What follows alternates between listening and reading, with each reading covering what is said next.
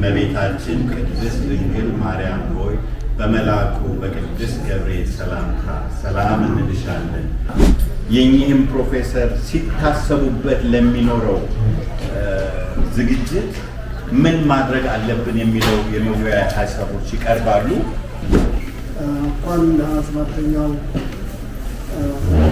የፕሮፌሰር አስራት ሰማዕትነት ቀን አደረሳችሁ። አንድም ዘመናዊ ሕክምና ባለሙያ በሌላት ዘመን አስራት ያው ድንቅ ከሆነው ከኤደንበርግ ዩኒቨርሲቲ መመረቁ ለኢትዮጵያን ታምር ለኢትዮጵያን ደግሞ ፈውስ ነበር። በኢትዮጵያ ምድር ግፍ ይብቃ። Thing you have to do as an Amara is declare your Amara, right? So you say Amara name. Amara name. Amara name. ሰላም ጤናና ፍቅር ለሁላችሁም መልካምነት ለሰው ልጅ ሁሉ በሚለው ቻናላችን ዛሬ እጅግ ታሪካዊና በክብር የተሞላ ልዩ ምሽት ይዘንላችሁ ቀርበናል። የኢትዮጵያ ሕዝብ ባለውለታ የሆኑት የፕሮፌሰር አስራት ወልደየስ 27ኛ ዓመት መታሰቢያና አዲሱን ፋውንዴሽን ለመዘከር በሊትል ኢትዮጵያ በመሰብ የምግብ ቤት ተሰብስበናል። ታላላቅ ሰዎቻችን የምናስብበት በክብር የምናስታውስበት ልዩ ቪዲዮ ነው። እስከ መጨረሻው አብራችሁን እንድትሆኑ በአክብሮት ጋብዛለሁ።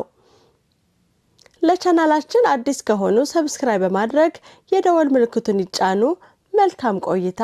አመሰግናለሁ። እሺ፣ በመጀመሪያ በመምጣታችሁን እግዚአብሔር በዚህ ቦታ ለመገኘት ላበቃን አምላክ ክብር ምስጋና ይድረሰው።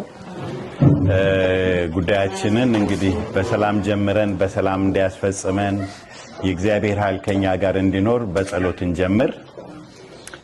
የሰላም አባት ሰላማዊ ንጉስ ኢየሱስ ክርስቶስ ሰላምን ስጠን፣ ሰላምን አብዛልን፣ በፍቅር በሰላም ይህንን የጀመርነውን ስብሰባ እንድንፈጽም አንተ እርዳን። በአገራችን በመከራ በስቃይ በዚህ ሰዓት መከራቸውን ለሚያዩ ሰዎች ሁሉ አንተ ብርታትና ጉልበት ሁናቸው። አቤቱ አምላክ ሆይ ቸርነ እንደ ኃጢአታችን ሳይሆን በምሕረት በቸርነት የምትጎበኘን አምላክ አቤቱ አሁንም በምሕረት በቸርነቱ ጎብኘን። ሀገራችንን ሰላም አድርግልን። ይህን የጀመርነውን ፍጻሜ አድርስልን። በቅን ልቦና በቅዱስ መንፈስ ሁላችንም ተመካክረን ለሀገራችን መፍትሄ የምንበጅ ያድርገን። አባታችን ሆይ ብለን በጸሎት እናመሰግን እንጀምራለን። አረፍ በሉ።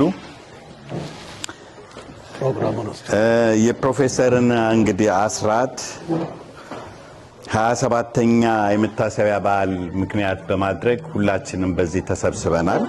ፕሮፌሰር በፋሽስቶች በግፍ ስቃይ ህይወታቸው የደረሰባትን ይህንን 27ኛ ዓመት ስናከብር በታላቅ ኩራት በታላቅ የሰማዕትነታቸውን በእውነት ዓለም እንዳደነቀው እኛም ልናደንቅላቸው ስለሚገባ የእኚህ አባት እንዲሁ መታለፍ ስለሌለበት ይህንን ምክንያት በማድረግ ሁላችንም ተሰባስበናልና በዚህ ታሪካቸው ይነበባል።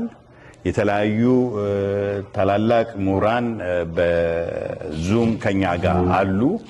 ለኢትዮጵያ ከፍተኛ አገልግሎት በትግሉም በሚዲያውም ሲሰጡን የነበሩ ሰዎች ከፍተኛ አገልግሎት ወንድም መስፍን ሌሎችም በዚህ እንትን ውስጥ አሉ።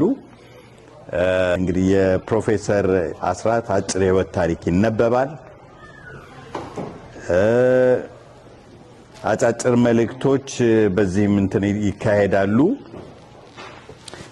ህይወታቸውን በዚህ ሰዓት ቤዛ አድርገው በፕሮፌሰሩ ዘመን በማዕድ ውስጥ በተለያየ ምክንያት ህይወታቸውን ያጡትን ሰዎች እናስባቸዋለን።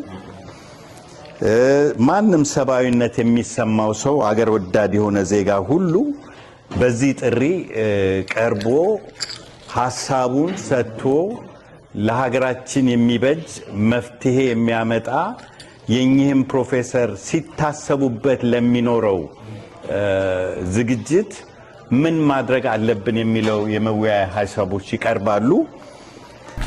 የአስራትን ፈለገ አስራት ተከታዮች ሆነ ያንን በአሁኑ ሰዓት የእሳቸውን አርማ አንስተው በትግል ላይ ያሉትን ሰዎች ሁሉ የነኛን ነገሮች ሁሉ እንዘክራለን። ስለዚህ እንግዲህ ለዚህ የሆነን ዘንድ የፕሮፌሰሩን አጭር የህይወት ታሪክ አቶ ዘነበ ታምራት ያቀርብልናል። እንኳን ለ17ኛው የፕሮፌሰር አስራት ሰማዕትነት ቀን አደረሳችሁ። ይህንን በዓል ለማክበር እውነቱ ሰዓቱን አክብራችሁ ጥሪያችንን አክብራችሁ እዚህ በመገኘታችሁ እጅግ በጣም አመሰግናለሁ። የፕሮፌሰር አስራት ቀን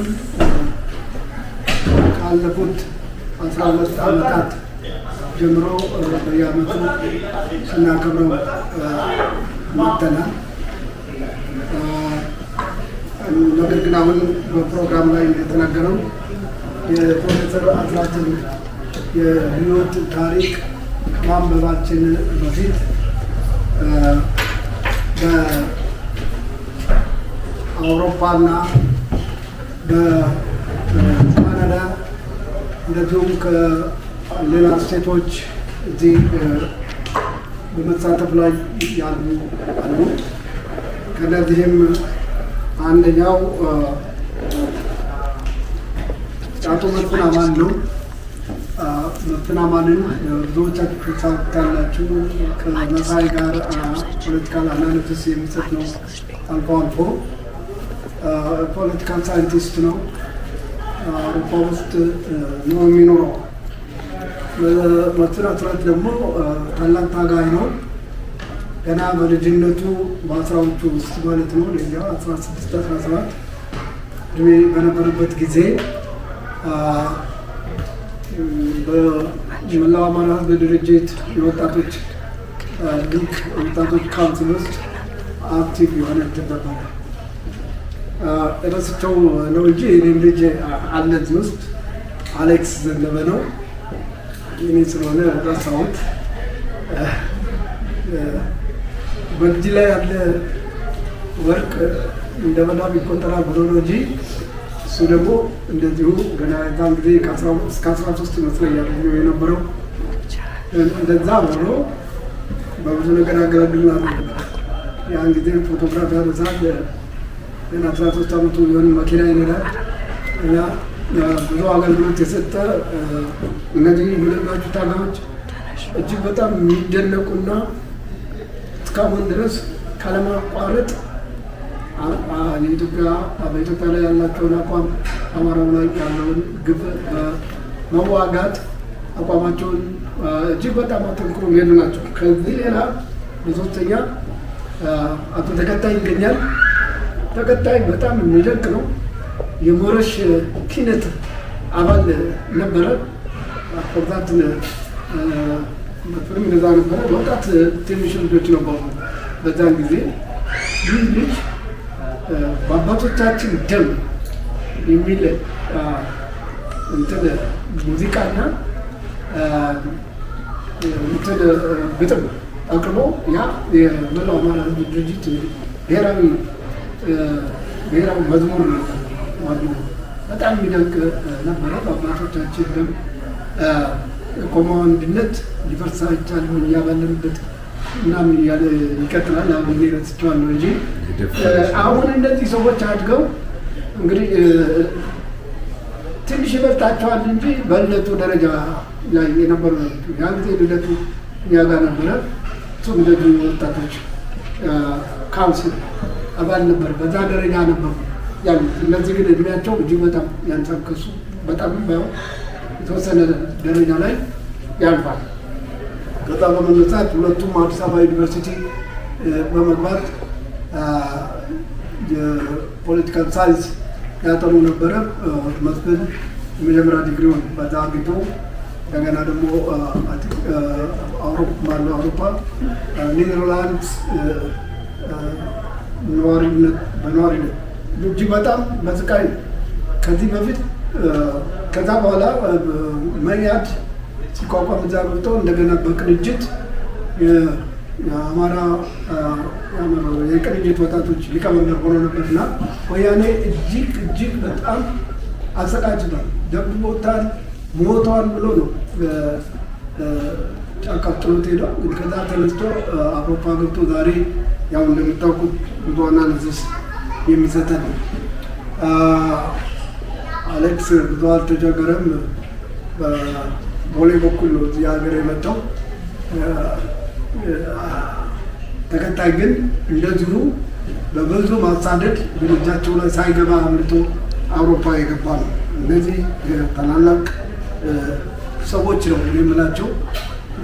ልጆቼ ናቸው፣ በዚህ ደረጃ ናቸው። ነገር ግን ለሀገራቸው እጅግ ታላቅ ተጋድሎ ያደረጉ ስለሆነ ትንሽ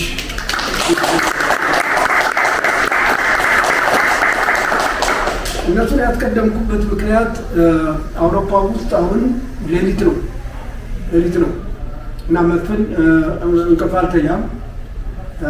ይህንን እየጠበቀ ነው። ሁለተኛ ነገር ደግሞ መስፍን የቤት ካጸደቀው አሁን ካንዲዴት ሆኖ ቀርቧል። ፕሮፌሰር አስራት ወይም አስራት ፋውንዴሽን ቦርድ ኦፍ ትረስቲስ አንዱ ቢሆን ተመርጧል። እኛ ኖሚኔት አድርገነዋል። የቤት ካጸደቀ እንትኑን አባልነቱን እና ምናልባት አሁን የምታጠቁ ከሆነ ከሰጠኋችሁ ባክግራውንድ አንስቶ በስራችሁ እንድታጸድቁልኝ ይለምናሉ። በጭብጨባ ማለት ነው።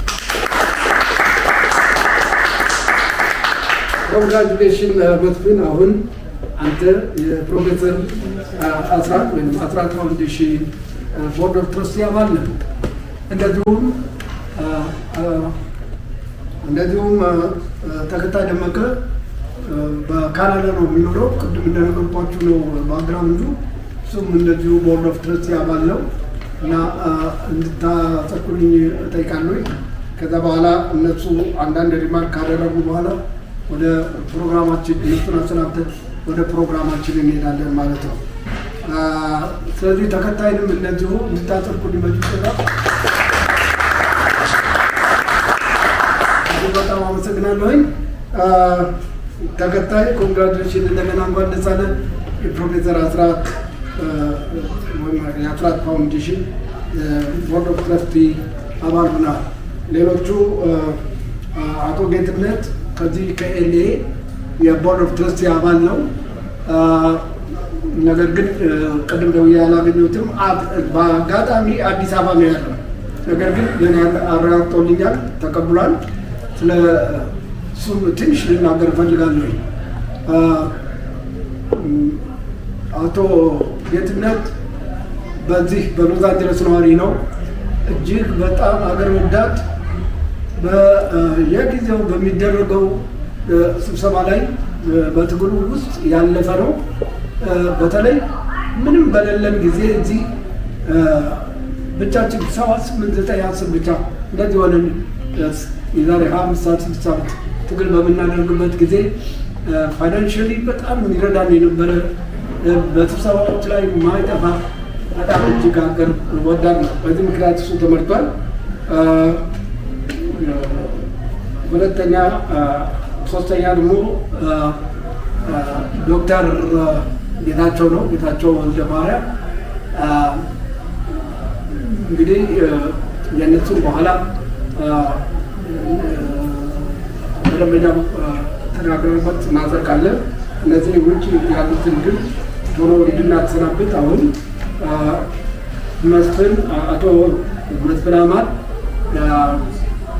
ጉባኤው እንድታስተላልፈው መልዕክት እንድታስተላልፍ እጠይቃለሁ። አመሰግናለሁ።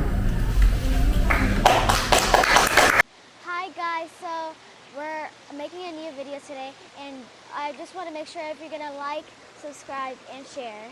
So stay tuned for the rest of the video. በጣም አመሰግናለሁ ዘኔ። እኛ ስጠቅስ የረሳቸው ሰዎች አሉ፣ እነ ጸጳጦስና እነ ካሮል። በነገራችን ላይ እዚህ ውስጥ የምታዳምጡ ካላችሁ ዘነበ ከነ ቤተሰቡ በሙሉ ስታገል ነበር። እኔ አብጀስት ምስክር መሆን ይችላል እንዳለ ቤተሰቡ ነው ላይ ነበር። አሌክስ አለ አሌክስ ተጋጋሪ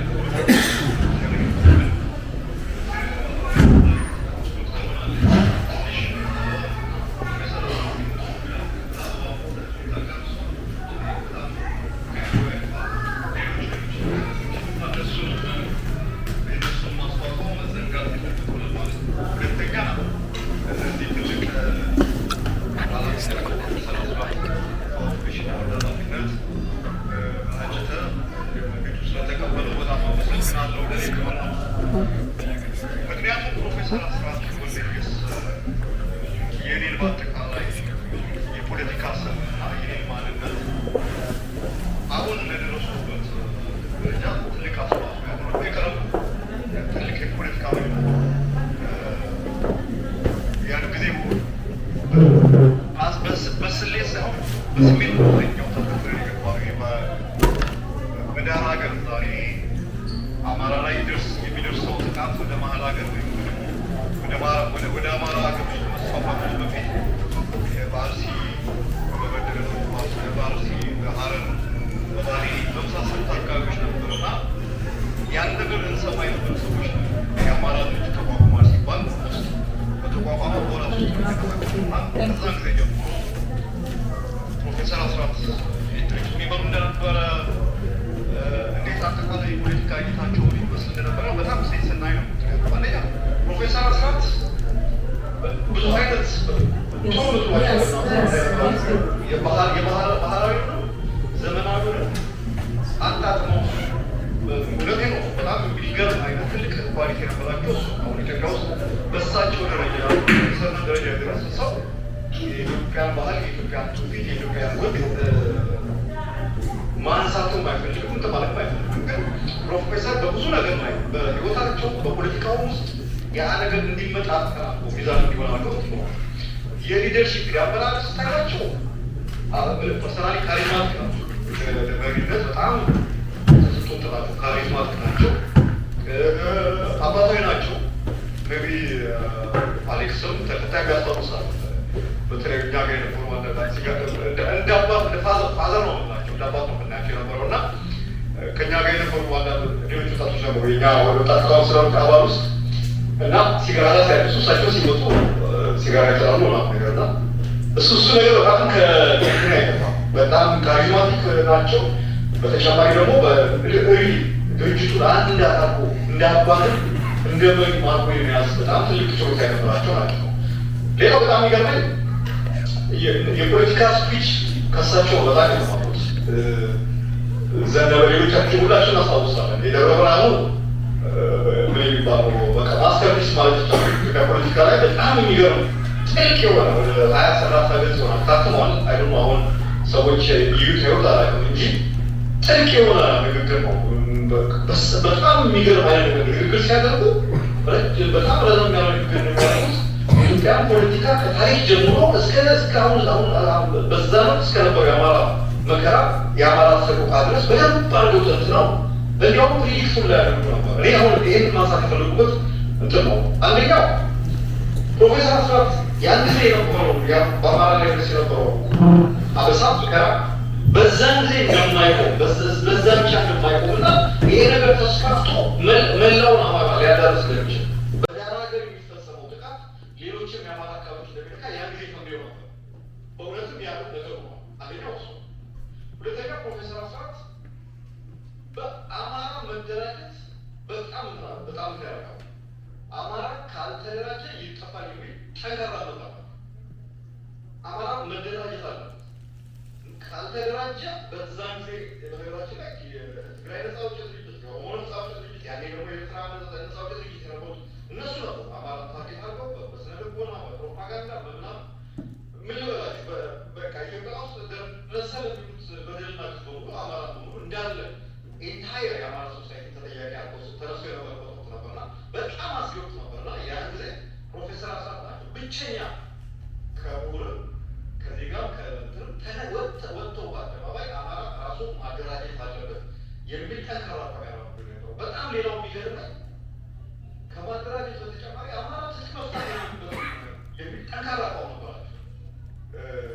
ልብ እንግዲህ አሁን ያለው የፋኖ እንቅስቃሴ የተጀመረው አብይ አህመድ አማራ ትካሰታለሁ ብሎ እንቅስቃሴ ሲጀመረው የዛሬ 30 ምናምን ዓመት አካባቢ ፕሮፌሰር አስራት አማራ ትጥቅ መፍታት የለበትም፣ ትጥቁን ፈታ ማለት አማራ ህልውና አማራ ጠፋ ማለት ነው። በተለይ የደብረ ብርሃን ንግግር መስመር በመስመር ካያችሁት አጠንክረው አጽንኦት ሰጥተው ሲናገሩ ነበር።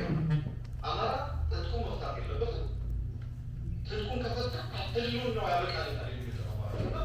እኔ በእነዚህ ነገሮች በጣም ትናላችሁ። አንደኛው ያን ጊዜ የመጣውን መከራ አውቀው ህዝብ እንዲደራጅ አማራው እንዲደራጅ ያደረገው ጥረት በጣም የሚደነቅ ነው።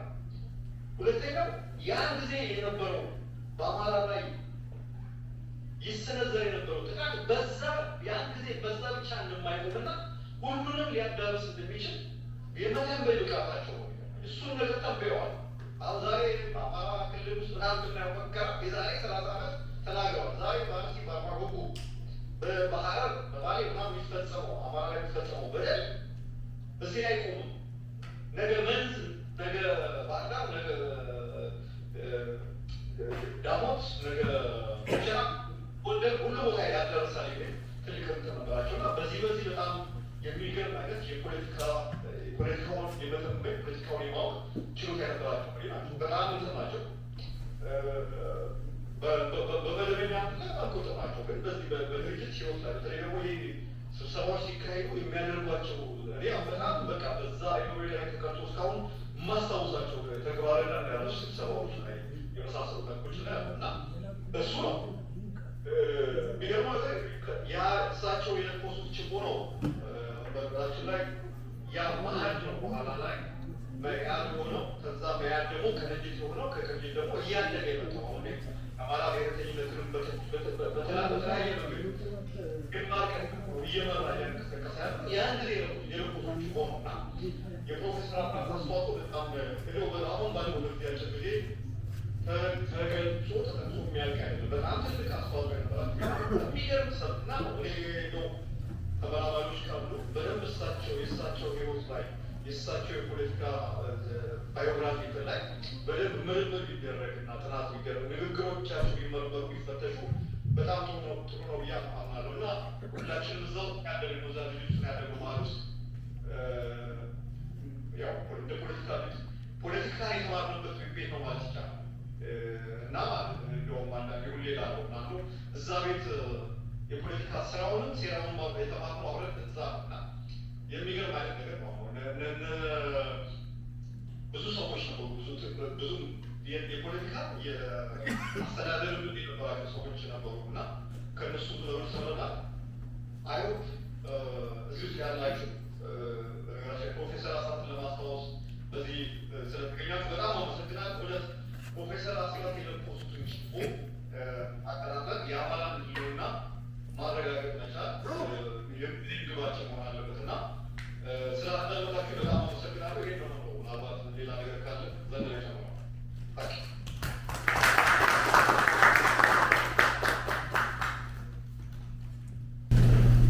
እንደምን ዋላችሁ። ለሁላችሁም ሁላችሁን ሰላም ናቸው።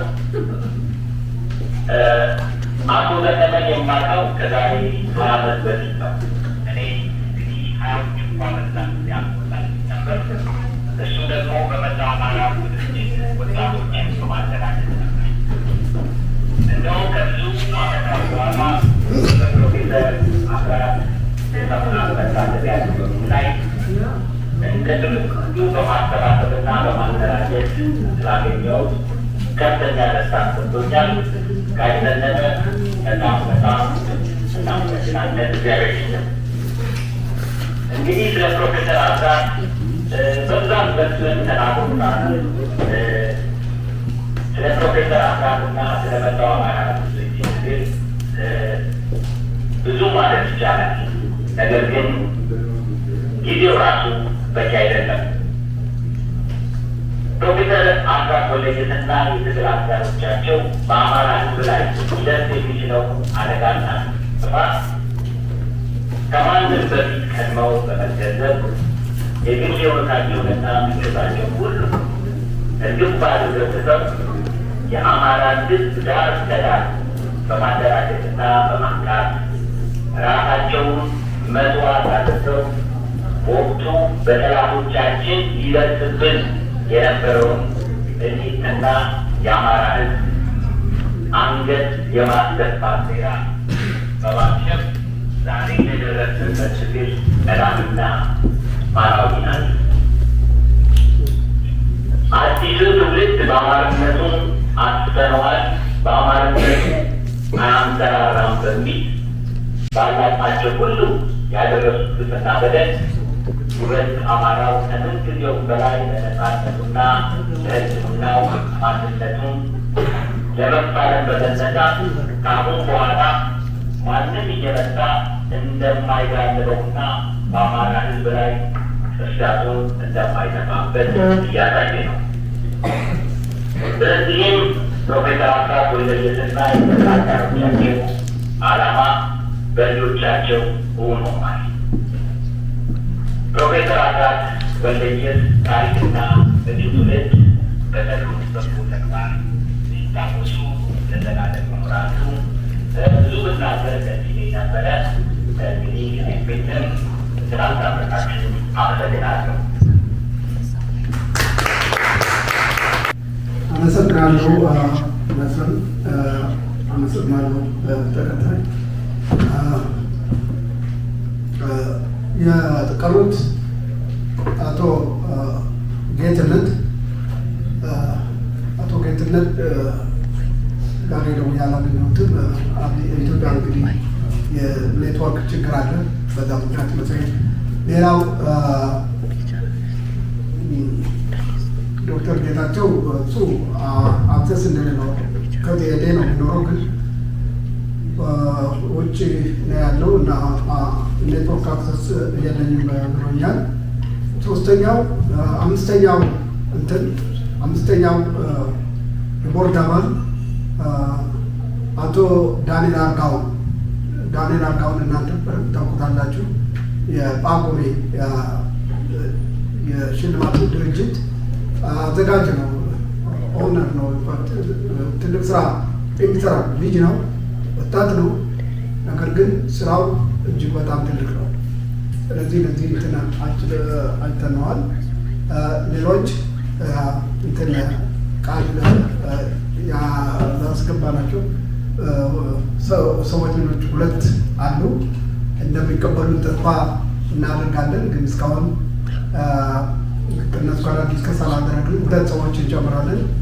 አንደኛው በጣም ትልቁ ሰው እና ጓደኛዬ ዶክተር ተስፋዬ ወልዴ ነው። እሱ ዛሬ አንድ ልጁ በኢንጂነሪንግ በወንድሙ ልጅ ደግሞ በዶክተር ኦፍ ሜዲሲን ሆነው ይመረቃሉ። ሶስተኛም እንደዚሁ አንድ የእህቱ ልጅ ይመረቃል። በዛ ምክንያት እዚህ ሊገኝ አልቻለም። ግን ቢያዝ ይህንን እንትን አድሬስ ለማድረግ በጣም እጅግ እንትን ነበር። ስለዚህ የፕሮፌሰር አስራት ወይም ደግሞ አስራት ፋውንዴሽን በእነዚህ ታላላቅ ሰዎች የበላይ ጠባቂነት እና አሰሪነት ይላል ተመስርቷል። ዛሬ ተመስርቷል ብዬ አምጃለሁኝ እና ይህን ልትቀበሉልኝ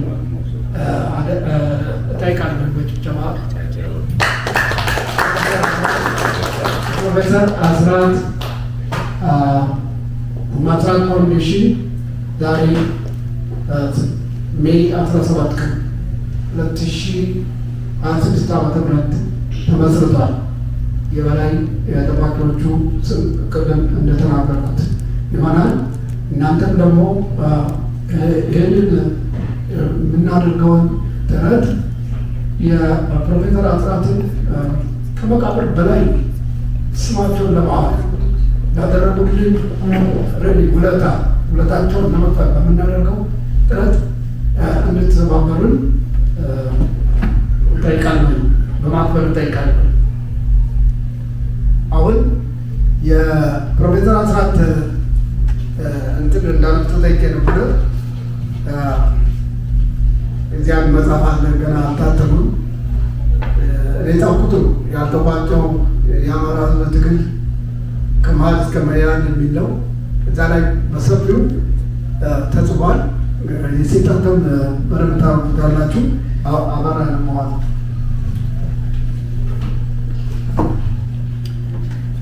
የአስራት ውልደትና እድገት እውቁ የቀዶ ጥገና ሐኪም ፕሮፌሰር አስራት ወልደየስ አባታቸው ከአቶ ወልደየስ አልታየና ከእናታቸው ከወይዘሮ በሰንት ይዋሉ ጽጌ ሰኔ 12 ቀን 1962 ዓ.ም አዲስ አበባ ተወለዱ።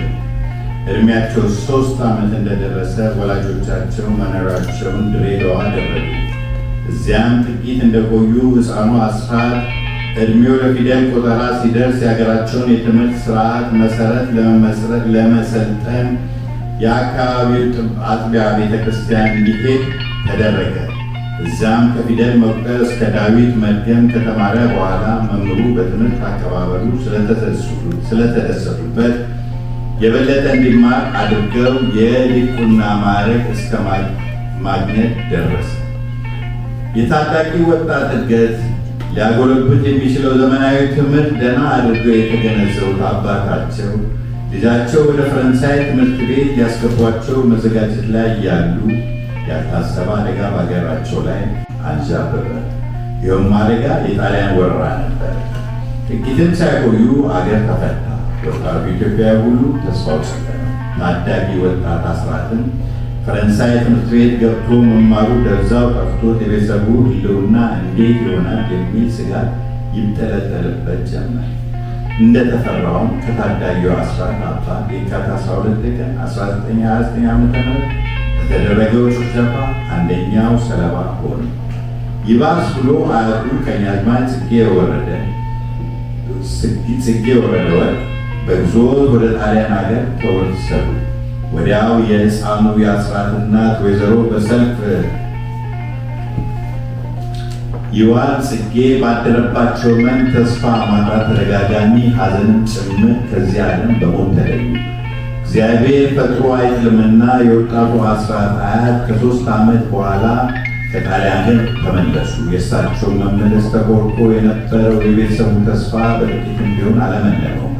ብሩህ አእምሮ የነበረው አስራት ለ5 ዓመታት ሊያገኝ ይገባው የነበረ ትምህርት ቢቋረጥበትም አያቱ መመለስ ታላቅ ተስፋ ተነጠቀ። ይህም ተስፋ አያቱ ከድሬዳዋ ወደ አዲስ አበባ ሲመጡት ይበልጡኑ ተጠናከረ።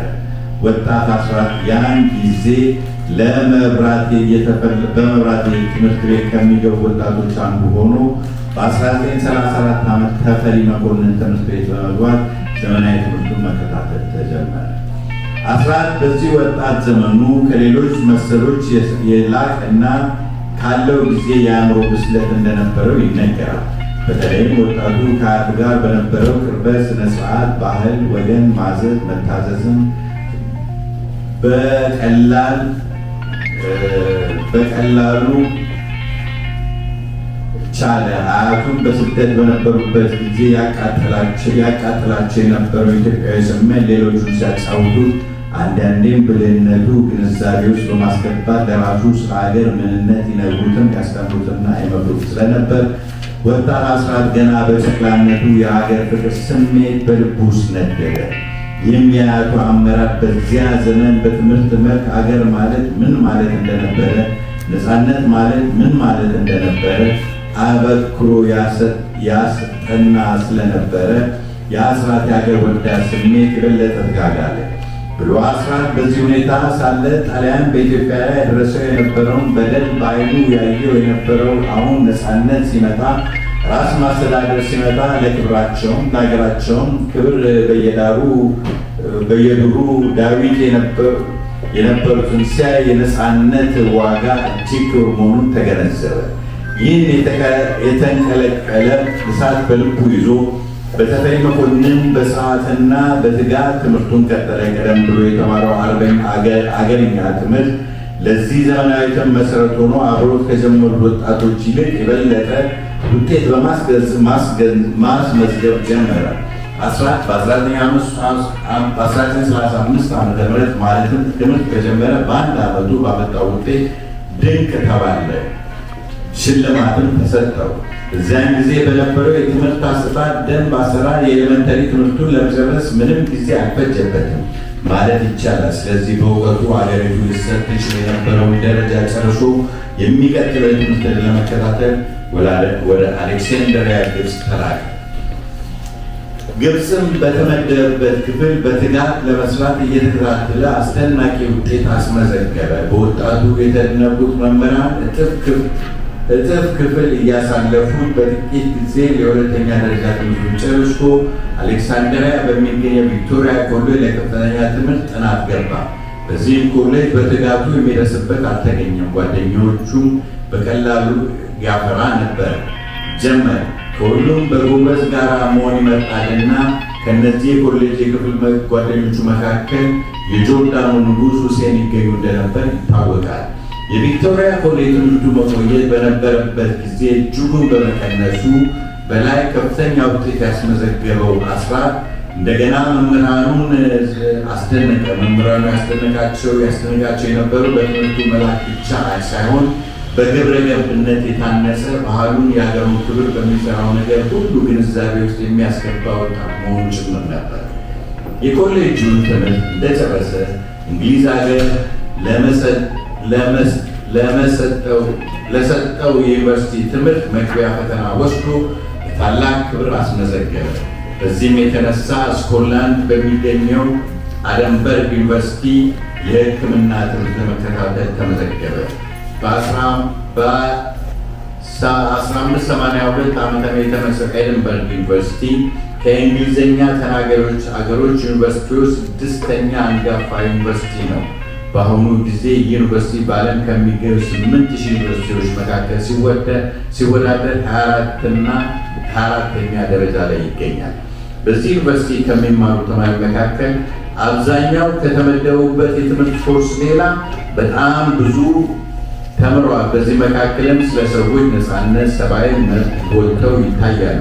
በቅርብ እንኳን በ1965 የቪየትናም ጦርነት በመቃወም የተደረገው የተማሪዎች ሰልፍ፣ በ1984 በተደረገው ጸረ ዘር ልዩነት ጸረ አፓርታይድ ሰልፍ ከዩኒቨርሲቲው 450 ዓመታት ዘመነ ታሪክ ትምህርት ሲዋረድ የመጣ ነው። በመጀመሪያዎቹ በ1900 ዓመተ ምህረት እጅግ ብዙ በሆነው በዚሁ የስኮትላንድ ዩኒቨርሲቲ የመግቢያ ፈተናውን በጥሶ የገባው ወጣት አስራት እውነትም ታሪክ ለመስራት እንደተፈጠረ ይመለከታል። በአገሪቱ ስኮትላንድ ማለት ነው በማህበራዊ ሕይወት በንቃት አንጋፋ ዩኒቨርሲቲ የአስራት ሕይወት የፖለቲካ አስተሳሰብ ላይ ተጽዕኖ ማድረጉ አያጠራጥርም። ፖለቲካ ይሉታል ሰዎች ኤድንበርግ ዩኒቨርሲቲ ጋር እጅ ላይ ተሳስሮ ሄዳል።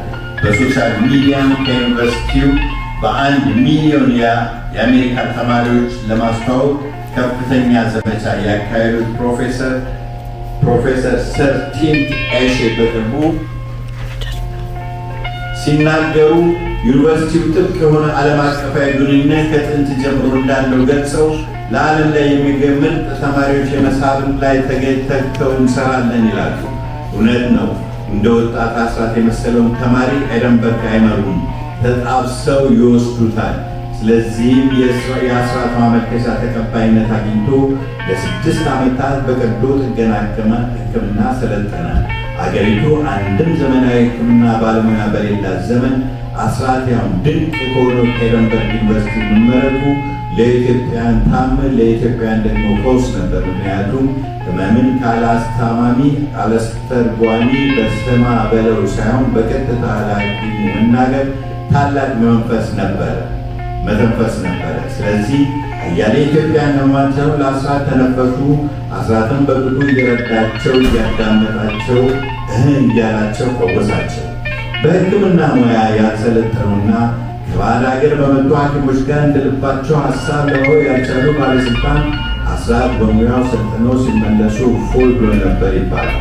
የእሳቸው ብሶታ እንዲህ ባለሙያ ድረስልኝ፣ ከዚህ ካልሰለጠንኩበት ስራ አመራር ይገላግለኛል ከሚል አንጻር ነበር። ነገር ግን ይህ እንዳሰቡት ሙሉ በሙሉ አልሆነም። አስራት ቢሮ ውስጥ ተቋም የአስተዳደር ስራ ላይ ለመዋል አልፈለገም፣ ጠበል መሆን እንጂ።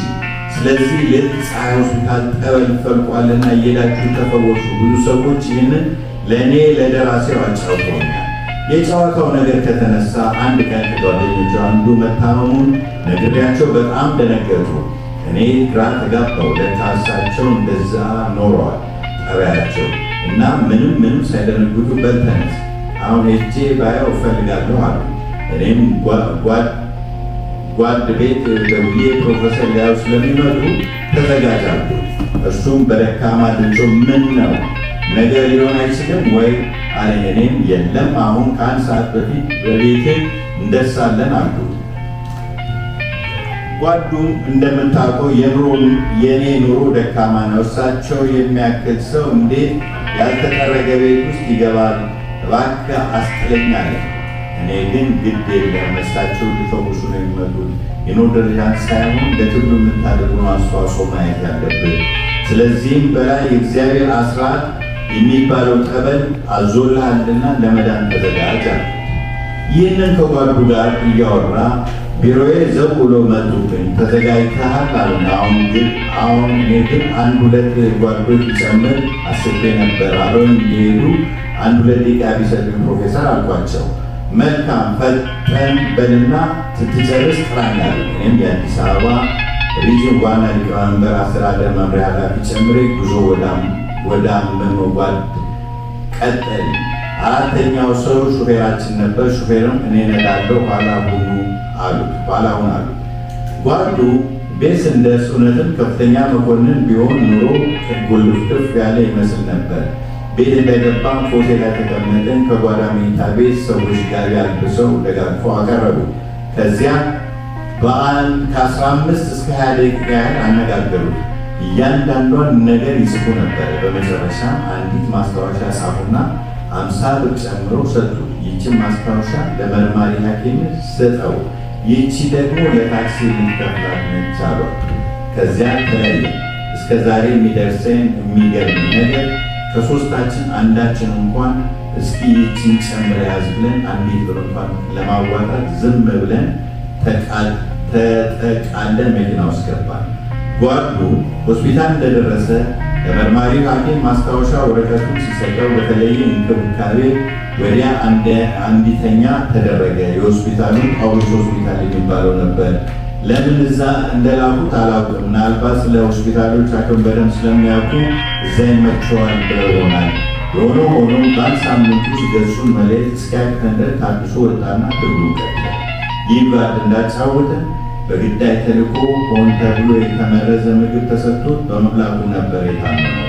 ለፕሮፌሰር ያን ቀን ባልነግራቸው ይሞት እንደነበር ጥርጥር የለኝም። ሌሎችም ብዙ ታሪኮች አሉ።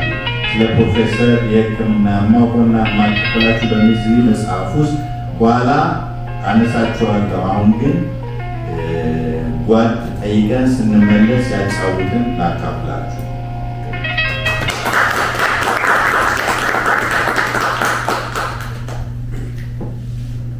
እንግዲህ ፕሮፌሰር ታሪክ ይህን መጽሐፍ ይሞላዋል እና እግዚአብሔር ፈቅዶ የታተመ እንደሆነ ጥቂት ጊዜ የመቀረው አንዳንድ ቢሆኑ ብዙ ነገር ታገኙበታላችሁ ስለ አማራው ትግል በዚህ እንትን ውስጥ።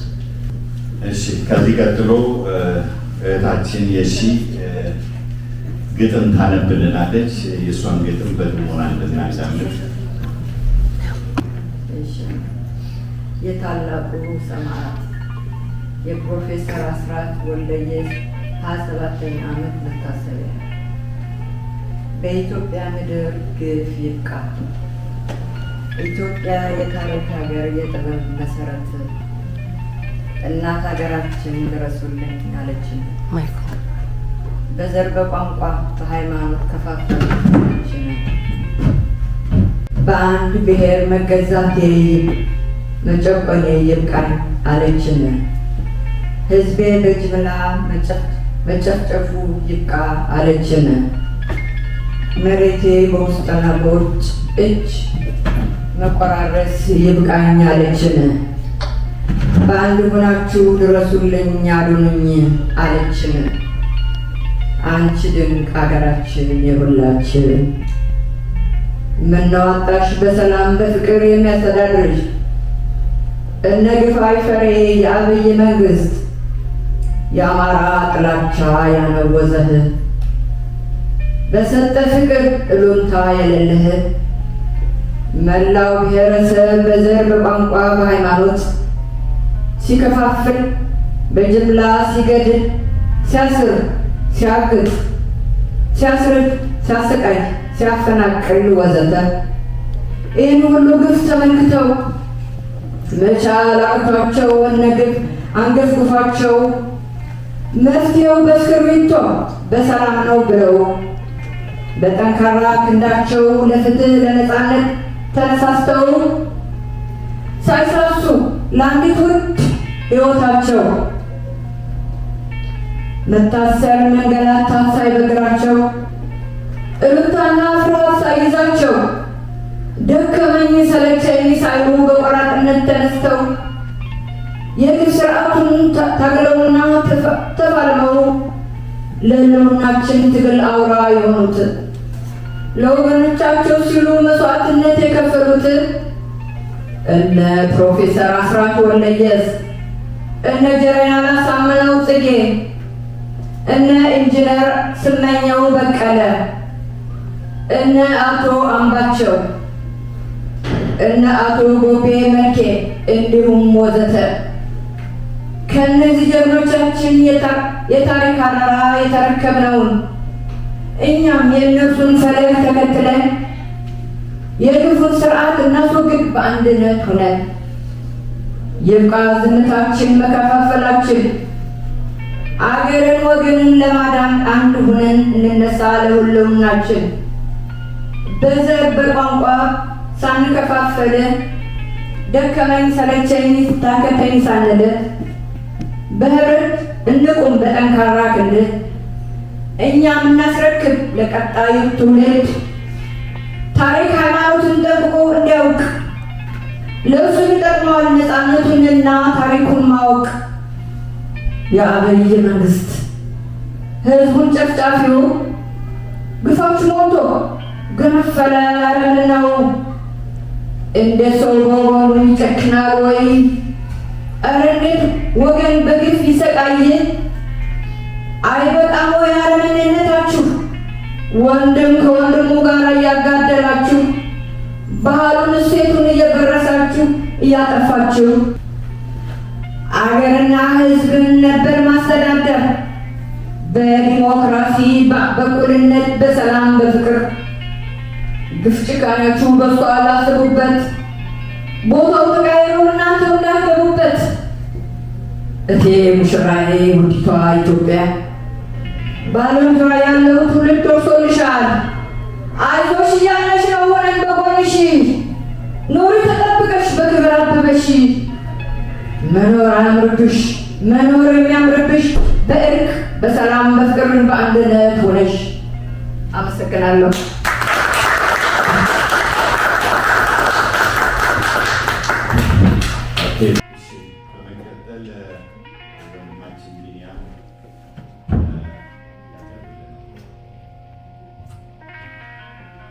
ሰላም ጤና ይስጥልን። እንዴት ናችሁ? Really appreciate everyone coming. My name is Binyam Katao. I'm the firstborn son of scientist and engineer Dr. Katao Ajiku. I'm one of the children of Amara born here in Los Angeles. Los Angeles is on my birth certificate. That's how real that is. So first off, I'd like to say thank you to Sister Yashada for the wonderful poem. Thank you very much. Josh Zeneva for helping us organize this program. Atsu Abara for also helping us organize this program. Sister Anagu, Sister Pasika, So this is a joint effort between the Professor Asrat Foundation and the Amara Association of Los Angeles. Gash Zanaba is the kind of the founder of the foundation of Professor Asrat Waldias, and I'm the president of Amara Association of Los Angeles. You see our members here in the audience, and we helped put together this program. So that's So I want everybody to stand up. We need to do something. Stand up. So we're celebrating Professor Asrat's life, and there's something that we need to do. We need to do a declaration. So for me, Professor Asrat wasn't a politician. We'll talk about him in a second.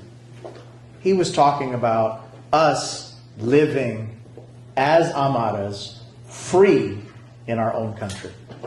So in order to do that, the first thing you have to do as an Amara is declare you're Amara, right? So you say, Amara name. Amara name. Amara name.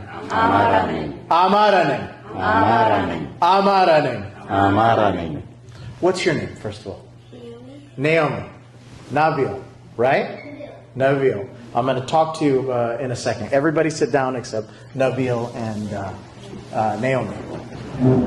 Nabil, have you decided what you want to do as a grown-up when you grow up? Do you want to be a fireman, a scientist? Have you decided?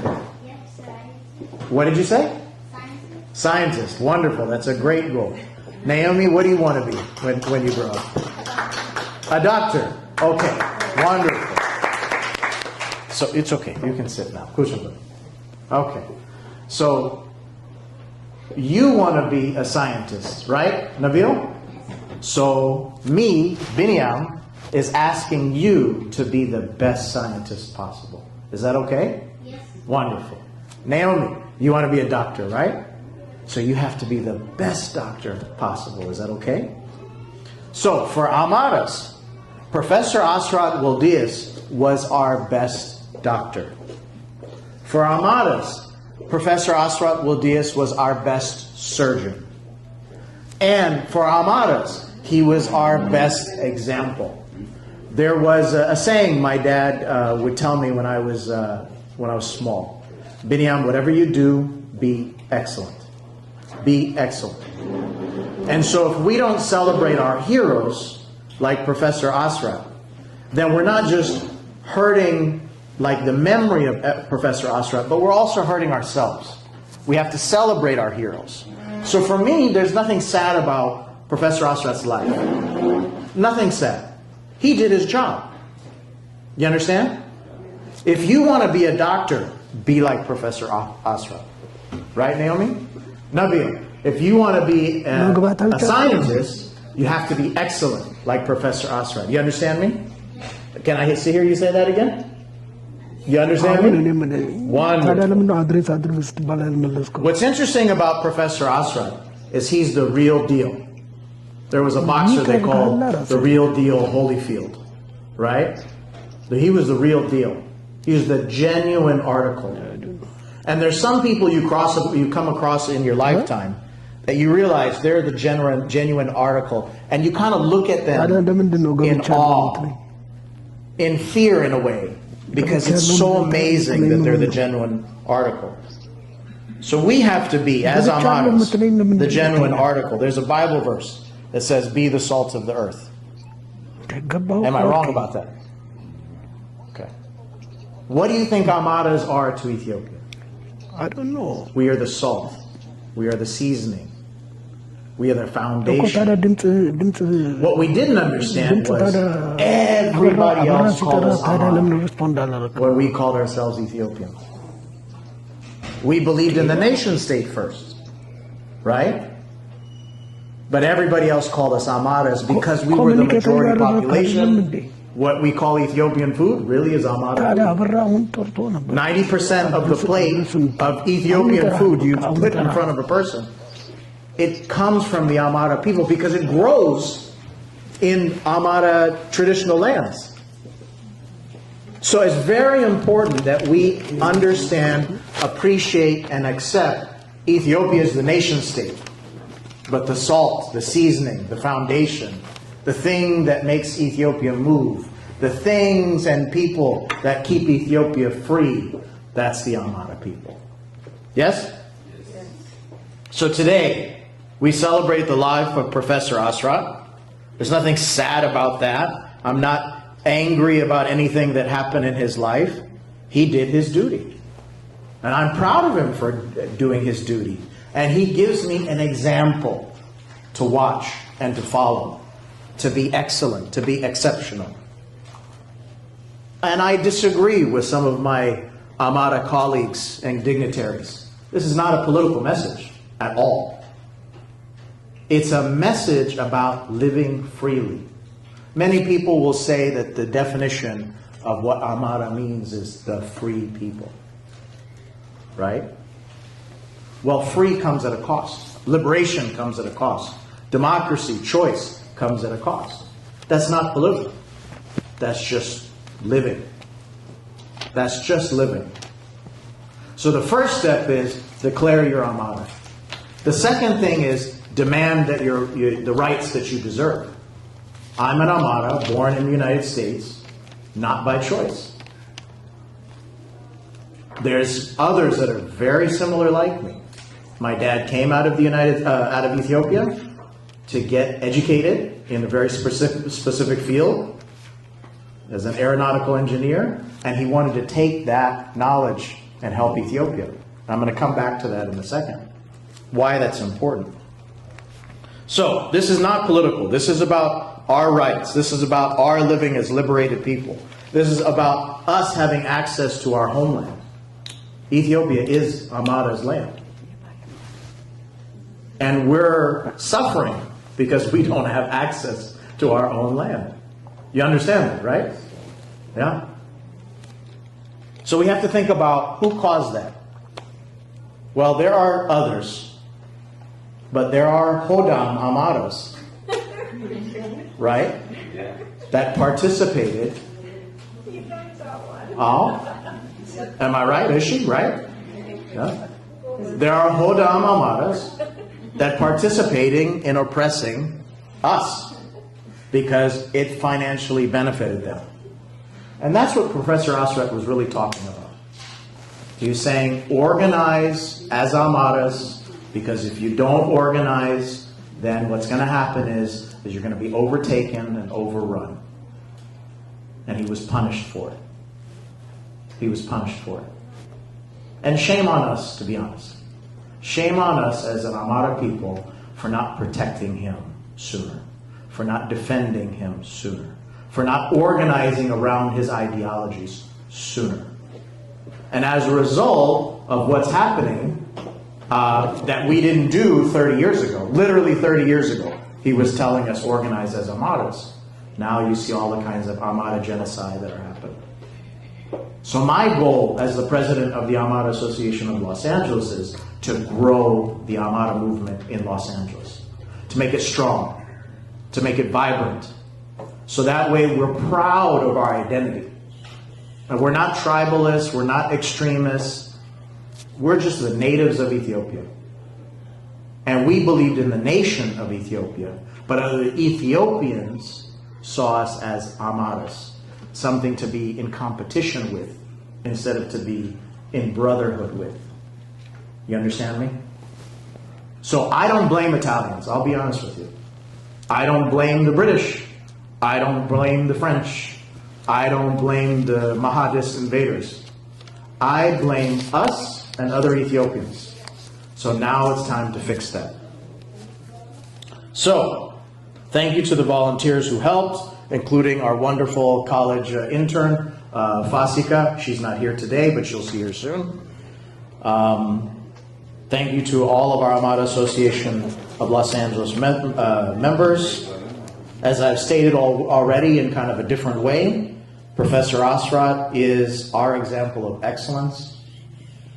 He is both the godfather and the grandfather of the Amara movement in modern times. As I said, for me it's a celebration that we should always talk about our own victory. It's not just Zerach. It's not just go for it. It's Akake Zerach. we've already had the victory. You understand? Am I wrong? Now we need to put in the effort.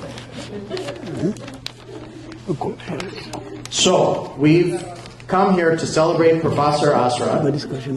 We're going to officially establish the Professor Asrat Waldias Memorial Foundation. Amara Association of Los Angeles has decided to pledge $500 as seed money to the Professor Asrat Foundation. And for this event, for this particular event, I'm contributing out of my own pocket $200, so that way we can have a successful, fun time. When talking about our heroes like Professor Asrat, celebrating him is not enough. We need to have books written about him. We need to have documentaries made about him. We need to have hospitals and schools named after him. And unfortunately, we haven't accomplished that as Amaras. So, today is a call. Amongst all of us, today is a call. It doesn't cost you anything. Biniam Katawajugu is asking you to make a call to our people, that we begin building the foundational structure that makes Amaras strong again. And when you do that, you actually have to put in the effort. So the effort first is discussing. We have to build the foundations. The foundations include Amarinia programs in diaspora places. The foundations include charitable causes for Amaras on the ground in Ethiopia.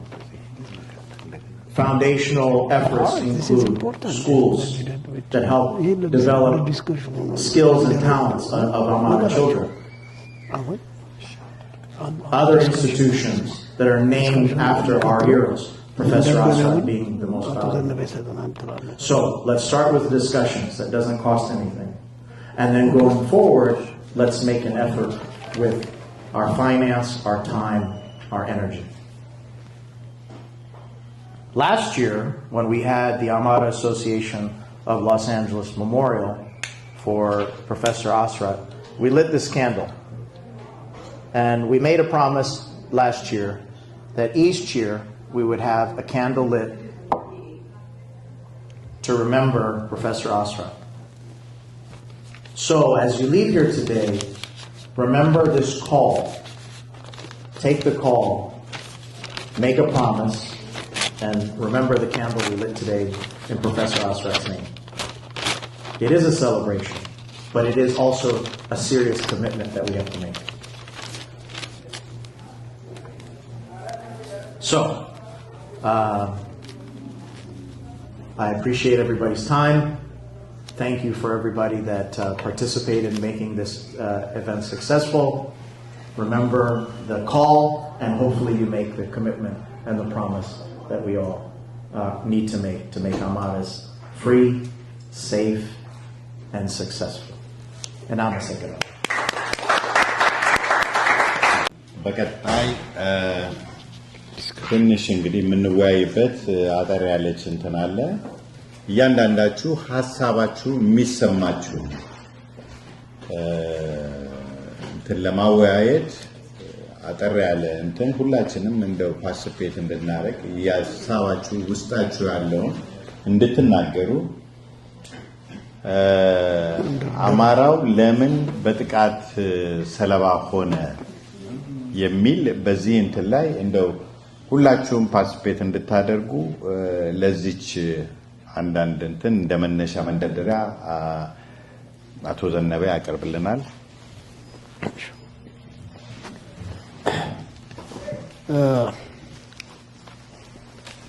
አማራ ከወያኔ ስልጣን ከያዘበት ጊዜ ጀምሮ በየቦታው ላይ የሰው ልጅ ላይ መድረስ የማይገባው ጥቃት ደርሶበታል። ይሄ ደግሞ አስቀድሞ ሆን ተብሎ አማራውን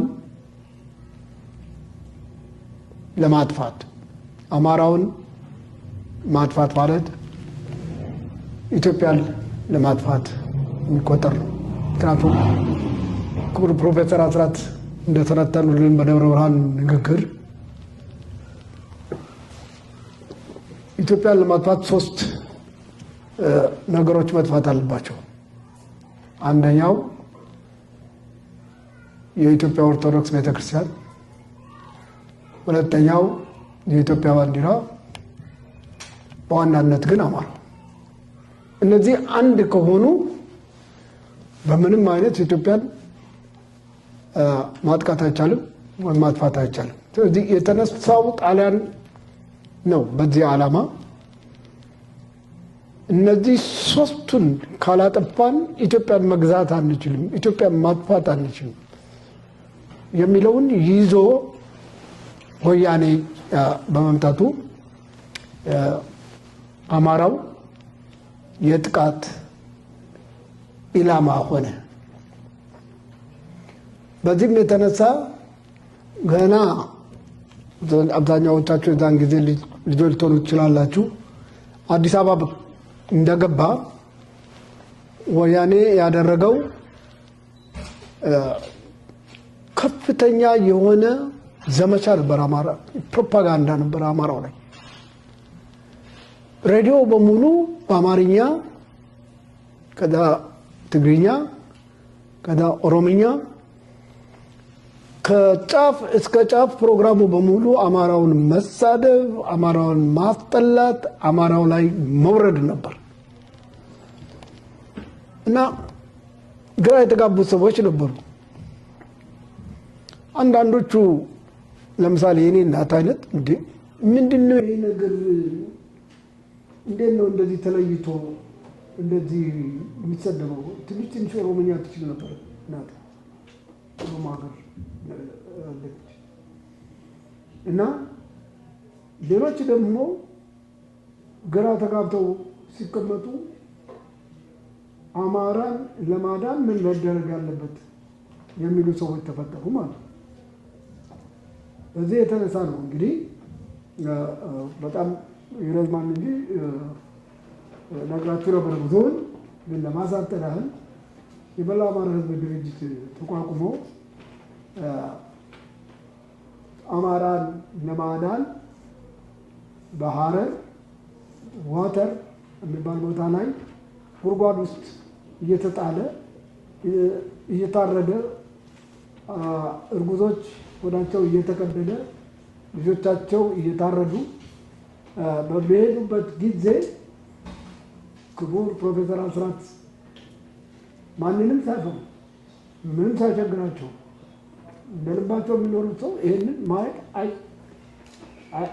አልችልም በሚል የተነሳ በየቦታው ላይ ህዝቡን አደራጅተው እስካያዝ በዛ እንግዲህ ኢትዮጵያን ለማጥፋት አማራን ማጥፋት የሚለው ቀጥሎ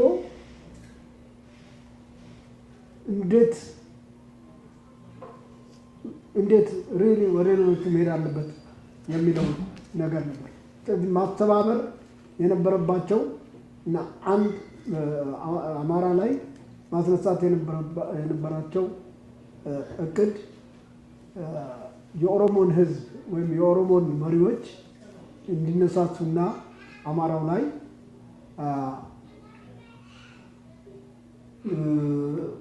ጥፋት እንዲያነሱ ማድረግ ነበረ እና ለምንድን ነው ይሄ የሆነበት ምክንያት? አንደኛ ማጆሪቲ ድጋፍ ለማግኘት ነው። ምክንያቱም ትግሎቹ ማጆሪቲ ስለነበሩ ነው እና ነገር ግን የአማራ ህዝብና የኦሮሞ ህዝብ ያልተለያየ ለኢትዮጵያ አንድነት በተለይ ለኢትዮጵያ አንድነት አብሮ የሰራ በታሪክ ስማቸውን ያስመዘገቡ በአድዋው በጀግንነት የወጡ አያሌ የኦሮሞ ብሔር አባላት ያሉበትና ከአማራው ጋር የኢትዮጵያ ነፃነት እጅ ከዙ እና ጓል ሆነው የሰሩ ነበር። ስለዚህ አጠር ባለ ሁኔታ ከእናንተ የበለጠ ዲስከሽን ማብራራት ይቻላል። አማራው ለምን የጥቃት ታርጌት ሆነ ለሚለው ነገር ሲምፕሊ አማራው ኢትዮጵያን ዲፌንድ የሚያደርግ አማራው የኢትዮጵያ ኦርቶዶክስ ቸርችን የኢትዮጵያ አንድነትን ለኢትዮጵያ አንድነት የሚሰዋ በመሆኑ ኢትዮጵያን ለማጥፋት ግዴታ አማራውን ማጥፋት ያስፈልጋል ከሚል መነሻው መሆኑ ነው። በዚህ ርዕስና ሌላም በዛሬው ስላቋቋምነው ፋውንዴሽን ጭምር ቤቱ ዲስከሽኑን እንዲጀምር ጋብዛለሁ። አመሰግናለሁ።